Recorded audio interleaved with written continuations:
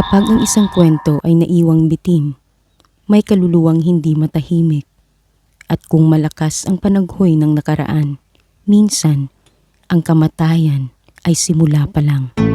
Ito ang ikalawang buhay. Hello po sa ating mga tagapakinig ng DJO Horror Stories. Isa na namang kwento ng katatakutan, minsan katatawanan, kilig at aral. Pero wag po nating kalimutan na ang kwentong ito ay kathang-isip lamang at ginawa upang magbigay aliw sa mga nakikinig. Sa bayan ng San Roque, may isang lumang bahay na matagal nang iniiwasan. Sabi nila, may multong babae raw na umiiyak gabi-gabi sa bintana. Ngunit isang araw, may dalawang dalaga ang naglakas loob na pasukin ito. At doon nagsimula ang pagbubukas ng isang nakakakilabot na nakaraan.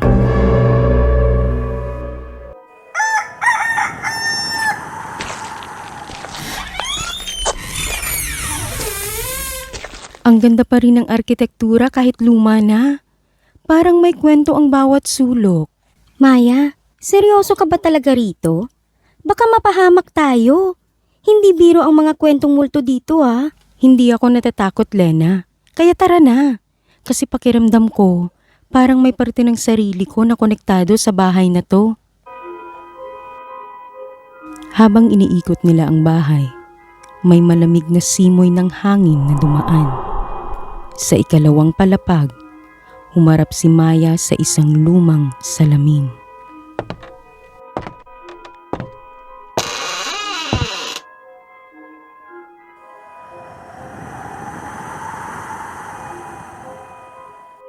Hindi ang sarili niya ang nakita, kundi isang babae, umiiyak, duguan, at nakasuot ng lumang saya.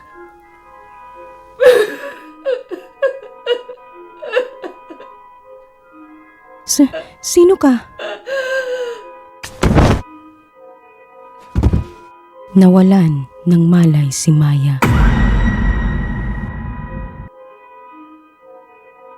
Wag!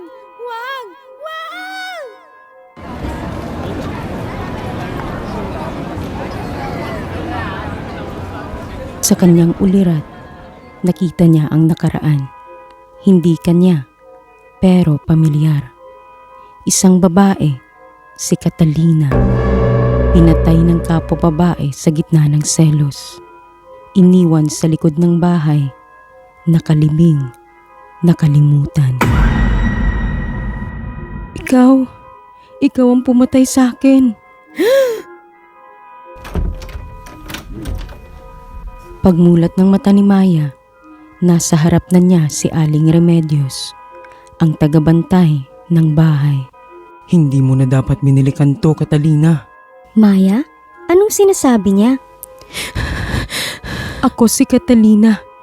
Sa dati kong buhay, siya ang pumatay sa akin. Dahil sa inggit. Mahal ko si Ramon at ikaw ang minahal niya. Sa huli, ikaw pa rin ang pinili niya kahit ginawa ko ng lahat. Akala ko, matatapos ang sakit kung aalisin kita sa buhay namin. Pero hindi niya pa rin ako minahal at nagpakasal siya sa iba. Hindi ako bumalik para maghiganti. Gusto ko lang maintindihan kung bakit nagawa mo yun sa akin. Patawarin mo ko, Catalina. Nadala lang ako sa inggit. Pero maniwala ka. Walang araw na hindi ko pinagsisihan ang nagawa ko sa'yo. Patawarin mo ko. Bumalik ka, Catalina, hindi dahil sa paghihigante, kundi para sa katarungan at kapatawaran? Tumulo ang luha ni Aling Remedios. Sa unang pagkakataon sa maraming taon, naramdaman niya ang kapatawaran.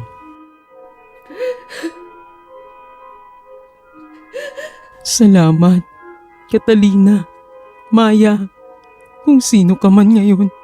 Salamat sa pagpapatawad.